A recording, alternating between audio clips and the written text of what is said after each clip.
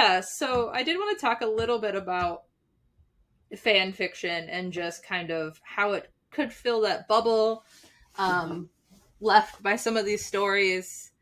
Uh, did you read fan fiction in high school? When did you come across fan Yeah, I fiction? mean, I was reading fan fiction probably in middle school. Um, yeah, late 90s. Whenever fanfiction.net launched, Mm-hmm. I was I think I was there in that moment. Even before LiveJournal.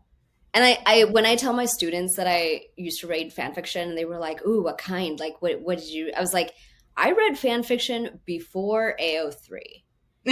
Like, AO3 didn't exist." And they like gasp. I'm like, yeah, this is like forums. Like before fanfiction.net, it was like forums Mm-hmm. and like specific places where you could go. Um, Yeah. yeah, I that's all I did really in high school. Like besides homework, I was like reading gay fan fiction. And I was like, no, I'm straight, but I just want to read queer fan fiction.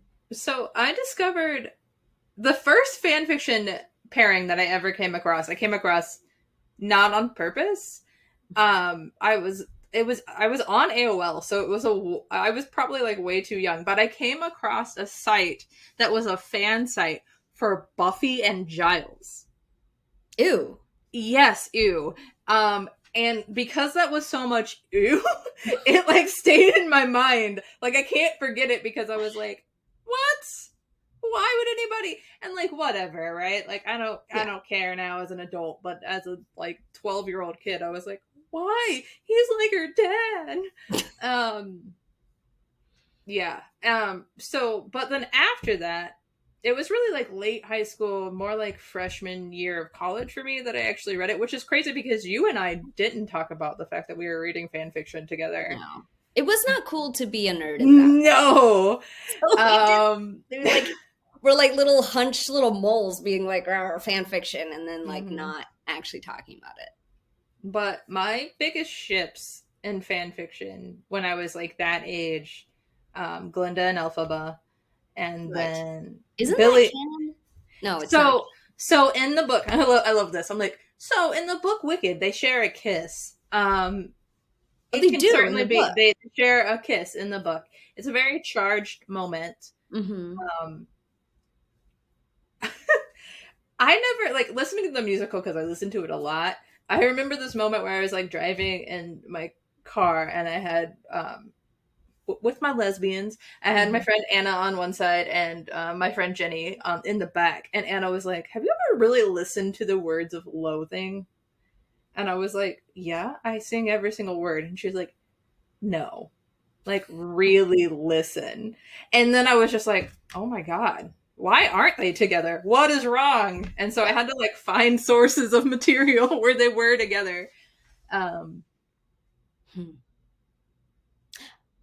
I feel like we live in such like a loosey goosey time when it comes to sexuality that like it for me having joined the Wicked like franchise so late, it feels like they're that it's canon. mhm. Like so many people ship them, even Yeah. straight people and like even straight people will interpret this as a queer relationship where to the point where to me it's like it's just a given.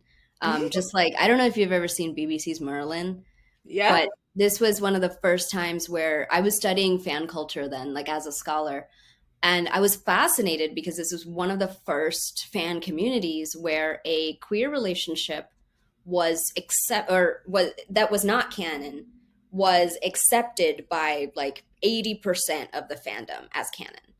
That's Merlin And and it was Arthur, right? yeah, That's what you're Arthur talking and about. Merlin, and Mm-hmm.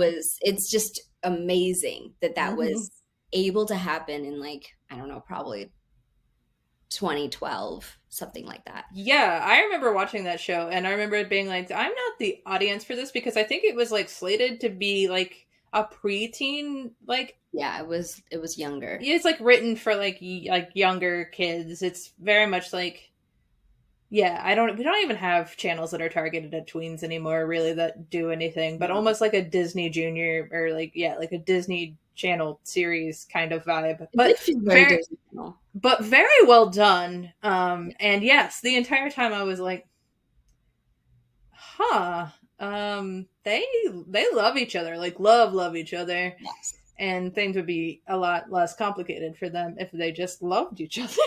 Yes. But Which, I mean, I definitely read and wrote Merthyr fan fiction. dope.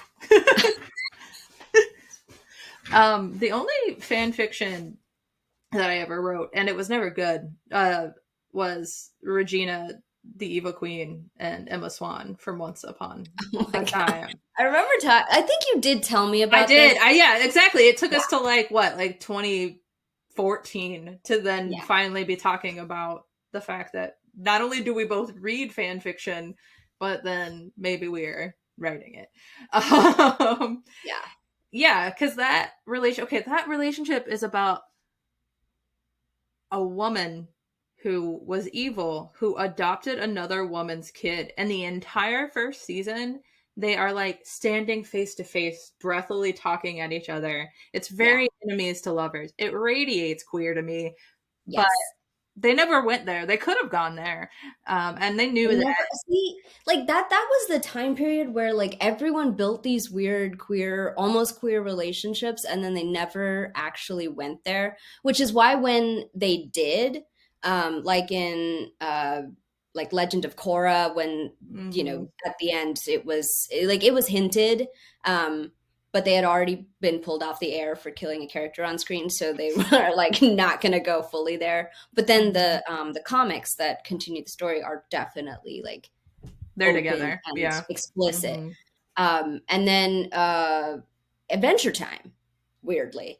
I don't know if you followed Adventure Time, but when I finally watched it, I was like, Um, oh my God, it's like 10 seasons or something ridiculous.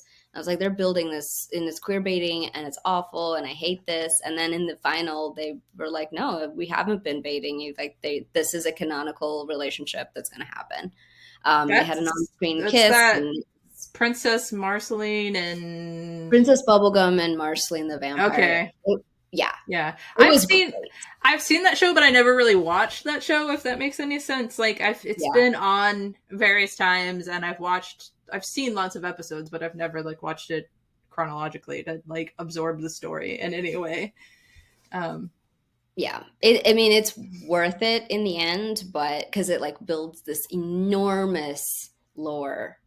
And it's which is weird because it's like 12-minute episodes or whatever, but by the end it does like it's this weird dystopian culture and like I don't know, everybody has this like huge backstory. I loved watching that show. yeah. Especially for the payout at the end where like we get confirmation of the queer relationship. Um, yeah, but so many shows just like never Yeah. actually did it. Um a show that started out as like more baiting but then like actually did listen to the fans is Lost Girl. I don't know if you ever watched that No, I've show never about watched it. that's about a succubus. um, and her name is Bo, and basically the entire series she has two love interests. One is a wolf because of Yeah, course, yeah, and his name is Dyson, and then one is a human scientist named Lauren, and she like flips between both of them, like basically like one season she's with one season she's with the other for whatever reason. hmm And there's and I say it like for whatever reason, like no, there was like hella good drama, like as to like reasons why things ended and they got back together, or she leaned more towards one person or the other. But at the end, they literally Dyson has this conversation with Lauren, and he's like, like I'm a werewolf. I'm gonna live longer than you. Like let's not fight about this. Like let's try polyamory. He didn't use those words, but he's like, you're what she needs right now. I'm gonna step aside. Like we can hang out and all like live together, but like you're her person because you're a human and you're gonna die, and her and I are gonna live longer. Like it's like Huh. it was so weird, but also like absolutely appeasing to like the general fan base of both of those like ships. Like, I've always wanted like more people to solve a love triangle with polyamory. Just like, why not? yeah, especially Try like it. Why not? she's a succubus. She literally needs to sleep with people to feed off of their energy. Like Yeah. there's no reason for her to be monogamous. Like, Yeah. and they actually like that was part of the show. Is like one of the seasons where she was just with Lauren. Like it was like Lauren had like bruises on her body and shit that she was like hiding from her because sex with a succubus be hard. um But yeah, so fan fiction good. People should explore it. What bad about what bad? The dangers of fan fiction, and as an author, you can talk to this more. Obviously, is that we are in a scary place as content creators of any kind with Mhm. the power of AI. Um, people, yeah. I mean, it's really like I don't think that AI is going to get scary good at storytelling. It's just not. It can't. Just the way that it's designed, all it can do is spit back non-original things. Mm-hmm. The most, it's like, whatever you might predict it to say is what it will actually end up saying. Mm-hmm. Um, because that's how it works. But so I don't think AI is going to suddenly like, become creative. But I do think that AI is being seen as a way to bypass the artists and the art because like yeah, like we don't often fit well within capitalist schemes. Mm-hmm. Like, we can't be controlled the way that, AI can. We can't be monetized the way AI can. And for people who are not creative themselves, they see AI as a way to just kind of like cut us out of the equation. Yeah. However, I don't think that it's going to be very satisfying in terms of the content that AI is able to create. Like Right. it's not going to do AI can't mimic a podcast full of original thought and actual interaction between two people who have known each other 20 years. Yeah. It's just impossible for AI to do Mm-hmm. right now. And probably for a long time, it's not going to be able to do that. So, like, I don't know. I don't think we're like facing an apocalypse, but I do think we're facing a time when people are going to have to make a decision about what they value in the art and content that they consume. Like, do they Yeah. want it to be completely catered to them, or do they want to be surprised by it? Yeah. Well, and two, like, yeah, all of your points are valid, but also like consumers be lazy, and like I just Yeah. I like open my Kindle app and like if once you've read one lesbian romance novel on Kindle Unlimited, you have read them all. I Mm. mean, like, and AI could do that, right? That's exactly what you're Yes. talking about. Is Yes. there is you feed it a formula of like middle 30s boss meets 20-year-old intern, Yeah. enemies to Slow lovers. burn. Yeah, Yeah. slow burn. And then it would turn out, maybe, Yeah. not as quite like witty, like some witty lines would be left out, but for the general like content, it's gonna be passable as Yeah. something that an author would have written, which is wild. um I mean, even right now, we have, I think, like, it's kind of reductive to say two kinds of authors, but we kind of have two kinds of authors ones who churn out like 5 books a year, who are following a format whose plots can be summarized in that way, but with mhm. little buzzwords. And then authors who are like spending years and years on one book and trying to make it original and interesting and subversive. And like AI can't do that, but AI can right now do the other thing, which I don't know. Like, is that good? Is that bad? I don't know. Yeah, It's a weird time. I do for think it's sure. hilarious that AI can write code better than humans, though, because like, fuck you. That's the future you thought you were building, and now you're being replaced. Yeah. Yeah, I did see something the other day. And like I don't want to be like I don't pay attention enough because like right now, like the job that I have is very much AI proof in the fact that I provide direct care to a person with disabilities. Hmm. That's there are ways that AI could enhance a person with disabilities life, but it's never going to replace the human element of direct care. Hmm. That's not a we are so far from that that I'm not worried at all. Yeah. Also, I would say like you as a professor, like yeah, like theoretically you could have an AI professor, but it's not going to be Yeah. for a very long time. It's not going to be on par with what you do. So, like in that regard, I am not a person whose job is immediately affected by AI. So therefore, I'm like only moderately watching it. But I did see this thing the other day where the computer programmers programmed an AI to respond to a like self terminate like one word prompt like shut yourself down if the programmer says it, and the AI like learned how to recode that so it didn't shut itself off. Like, Yeah. wait, what? Like, Yeah. I mean, I think that AI will eventually figure out how to be self-replicating and self surviving, mm-hmm. but I don't think that it will be creative. Like that's just like I don't Yeah, want it to be creative. I want to be creative. I want it to do other things. If yeah, AI could write all of my emails, that would be amazing.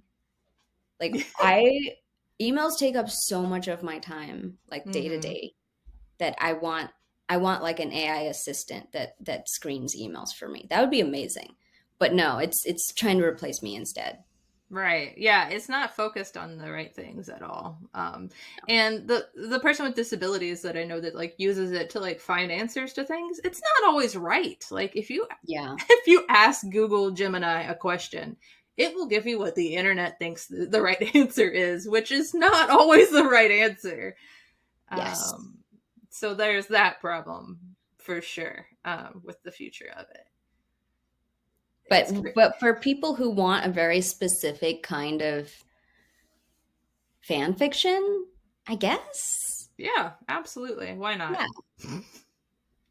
Like I don't know how legally this will play out because like I still remember in the early days of fan fiction where like authors like J.K. Rowling and Anne Rice tried to send Mm-hmm. cease and desist letters to fan fiction authors who were like 12, right? Like Yes. why are you going, Yeah. and I remember a headline. um it was like a major newspaper and the headline was Harry Potter porn, a parent's Mm. greatest nightmare. And it was about Yeah. this fight, and it was, I don't fuck with J.K. Rowling anymore, but I was really proud of the way that the fan community around Harry Potter responded at this time, like early 2000s, to I think Warner Brothers trying to shut them down Mm-hmm. by boycotting everything. And they realized that they were going to make more money by encouraging fan culture Mm-hmm. and letting everyone run amok, writing like, I don't know, Snape Harry porn. Yeah, that's Then a popular one. it's weird. It's kind of like the Buffy and Giles thing where I'm like, Mm.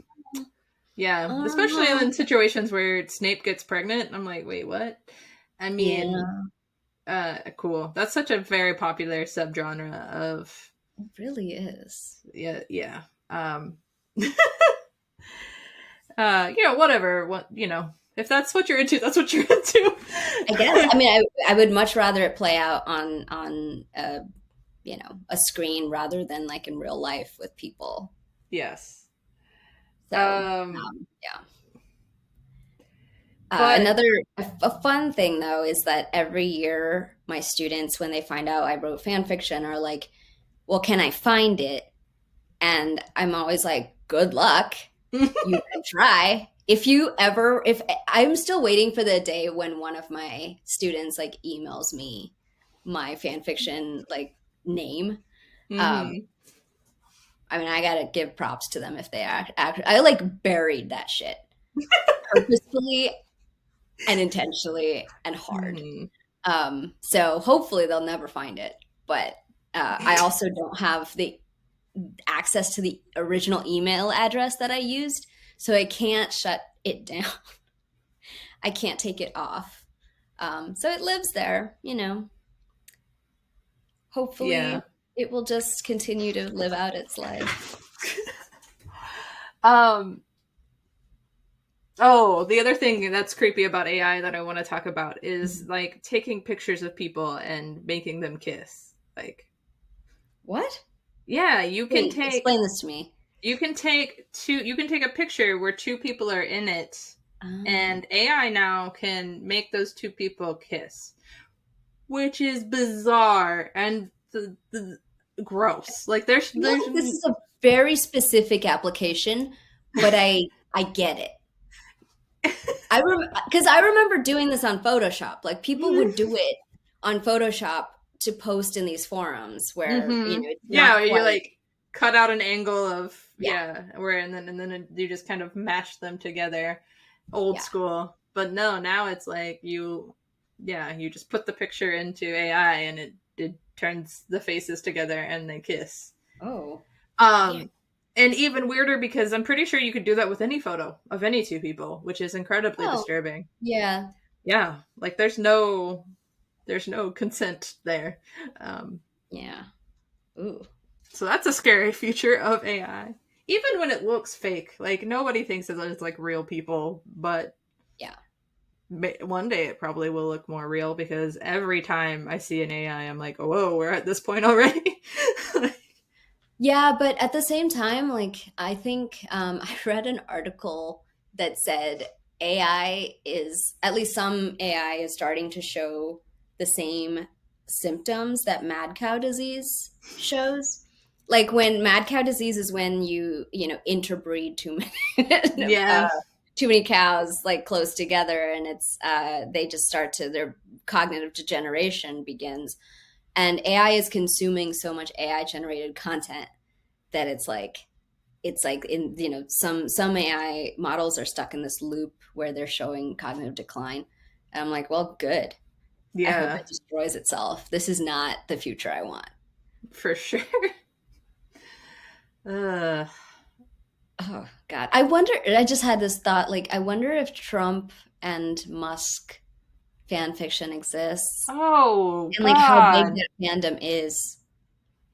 I feel like people who are fans of Trump and Musk would be so quiet about it if they were writing fan fiction that they wouldn't even tell other people. Like, I don't know if it would go as like, like I Like don't there would think that be like a whole thing for it. I don't know, I because don't like I don't a know. lot of these like super far right men I feel are very, very closeted as well.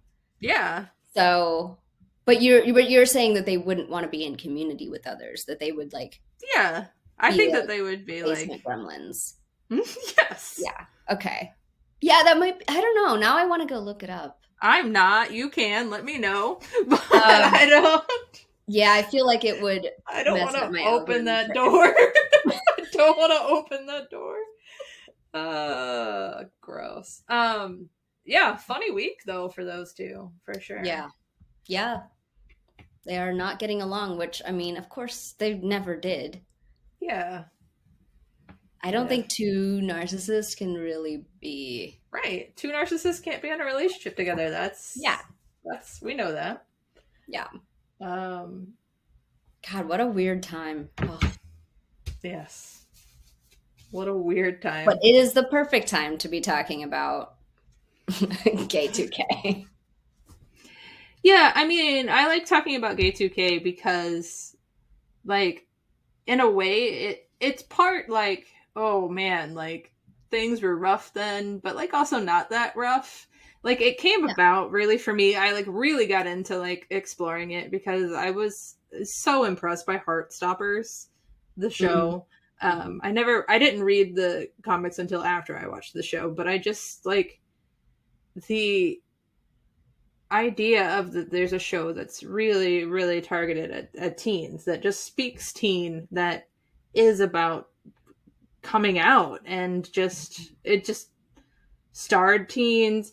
It like all of those things that I'm like when I'm watching when you're reviewing the things that I've like Jack from Dawson's Creek was nearly 28. Willow Rosenberg was 24. Like I mean it like they weren't kids playing kids talking about kids things, and I think um that doesn't mean that it wasn't impactful, because obviously it was, and that's why I'm talking about it. It's like this Mm-hmm. is what we had to work with, this is what hit me the hardest, this is what worked for me or whatever. Yeah, so that's kind of where Yeah, the I think concept came from. it also, like, talking about that time period, I think is important because it not only shows us how far we've come, but also that we can survive a time like that, Mm-hmm. which we're kind of going into again. Like, I don't think people realize, and by people I mean my students, mostly those who are 18 right now. I don't think they realize what it felt like in college Right. for us. Um, how genuinely scary things were. Mm-hmm. It was like still Bush administration. It was war in Iraq. It was, like all of this Yeah. stuff that was happening. DADT was still around. DOMA Mm-hmm. was still around. And how enormous the obstacles felt. Yeah. And how eventually, like dominoes, they all fell. And now they're trying to be resurrected. But like, this is the kind of cycle that we're always going to be in. Um, Mm-hmm. and Yeah, and as all you can hope is that while it's a cycle, it's going like slowly, like just a little bit further each Yeah, time, right? yeah. And I think Yeah. it is. I Yeah. think it Yeah, has I been mean, for a while. I don't think it would be possible to go all the way back. I No. mean, even if somebody tried to do a Defensive Marriage Act, there'd be enough states, I think, that would still have marriage at this Yes. point. But Yeah. if they try to overturn, if the Supreme Court overturns, if the Supreme Court were to overturn gay marriage, Hmm. we I think it would be such a battle within the states to take away Yeah. people's rights that we wouldn't go all the way 'Cause back. even like super conservatives have like, my gay cousin that I really care about now. Like, Mm-hmm. as soon as it became culturally acceptable, then all of the queers came out of the closet and out of the woodwork. Yeah. And like, infused families that had traditionally been very conservative. Mm-hmm. And Yeah, and like you don't want to be like, oh, it really was, gay marriage becoming legal nationally that shifted the landscape, but it absolutely was. Like it it was. just, yeah, and it's I such a wish it turning wasn't, point. but it was. Yeah, It really for was. sure. And then of course, like, you can't take back all the media that already exists, and Mm-hmm. all of the TV shows and You could try, for movies. You can sure. try, but especially in the age of the internet, you're not going to be able to get it all. Mm-hmm. Um, so I mean, what I try to tell my students is we will get through this, Mm-hmm. and by we I mean not all of us will survive, and that's also like it's both, and like Yeah. it's a time when we need to hold each other close, which I think in some ways is, I'm not saying that the Trump administration is good. I'm saying that in some ways this can engender a lot more community building rather than the kind of tearing apart that we were starting to see online, like on like Tumblr and TikTok, when people were just like, when queer people were attacking each other Right. Yeah, because for a there's while. nothing else to do apparently. It's such a hard thing to like think about, like the freedom to be who you are means that then like you get like weirdly protective about that Hmm. like little space that you created, and it's like as more people feel that like yeah, it becomes like this weird like, no, like this is my bubble. You Yeah. stay out, you go back into your own bubble, whereas like that for us in college it was like, no, it's an umbrella. Like Yeah.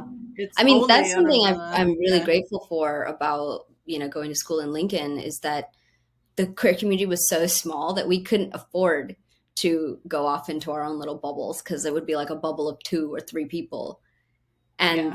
like we had to stick together, and that changed everything. Mm-hmm.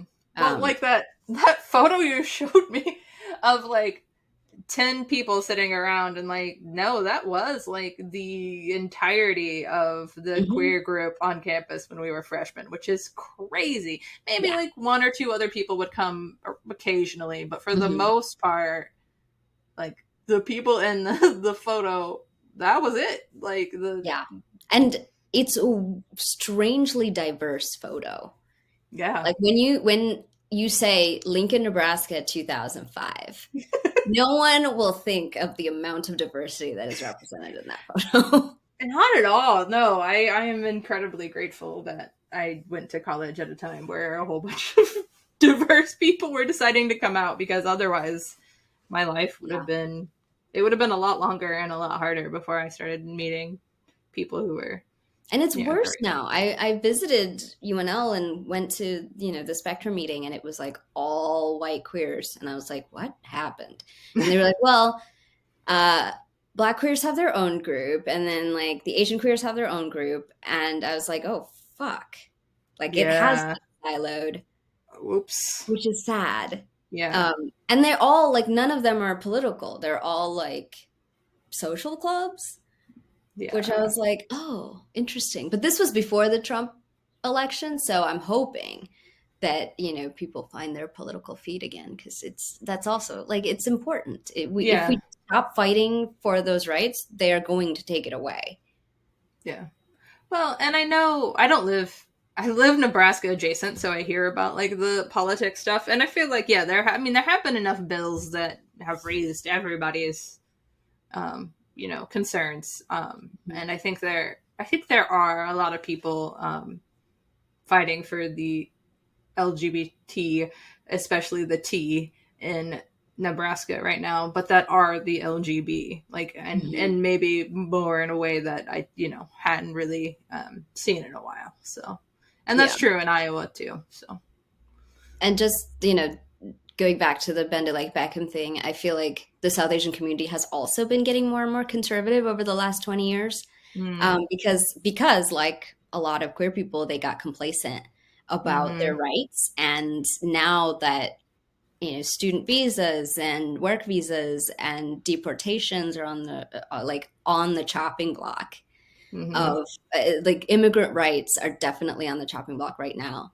And I think yeah, it's waking a lot of people up, and making them realize that that conservative politics and the rights of minorities have never really gone together. right. Well, and the conservative platform that exists right now is that it's their main goal seems to be, and it always has been to some degree, but I think this administration is perhaps better at it, Mhm. convincing everybody that someone else is the enemy or the target, right? Like, oh, it's those immigrants from Mexico who crossed the border illegally that we're after. Don't worry about yourself, when Yeah, that's not actually what's happening at all. That is not the reality.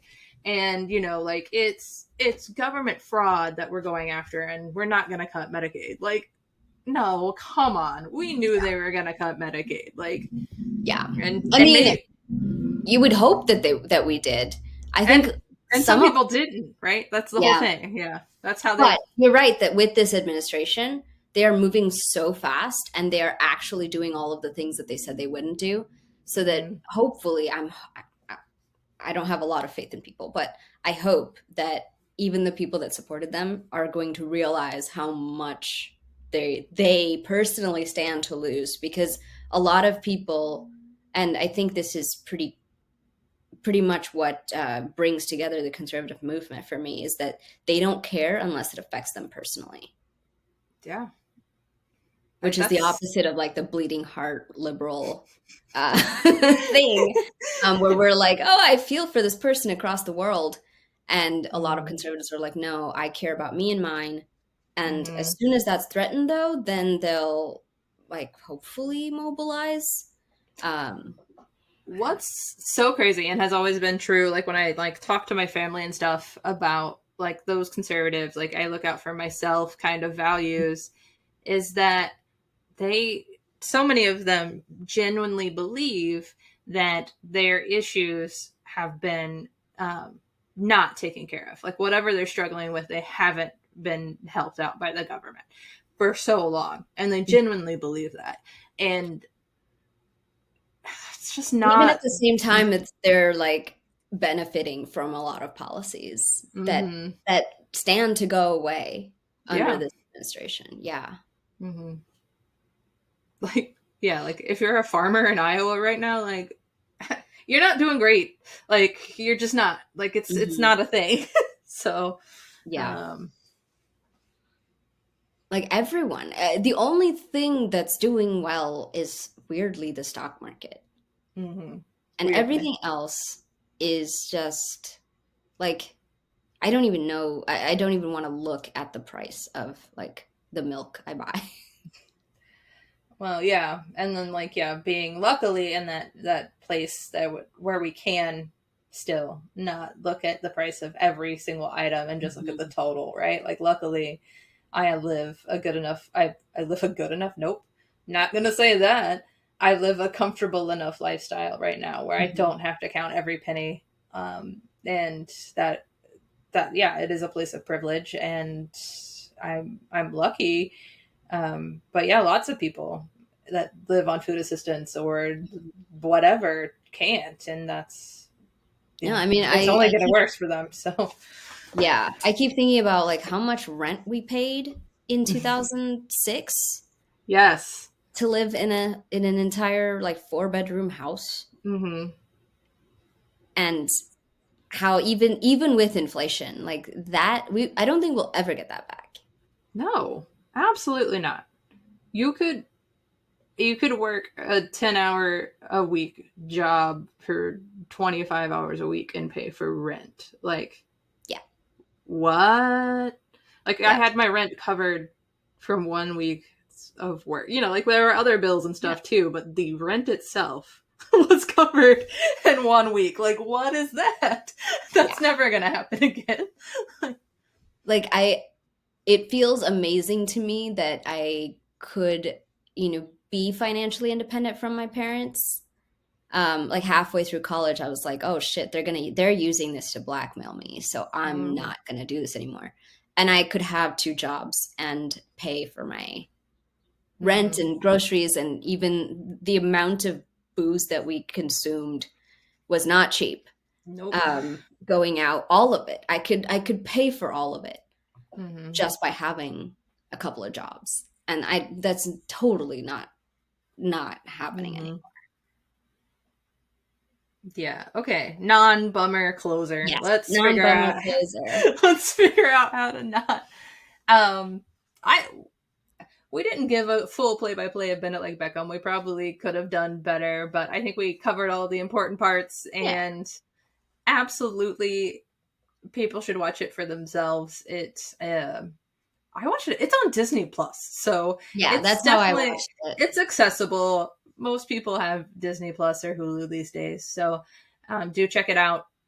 We'd love to know where you think Jess and Jules wound up. Um, and thank you for joining us today. And I'm sure I will have Sindu back soon. Yeah, it was awesome. Thank you. I'm stopping the recording.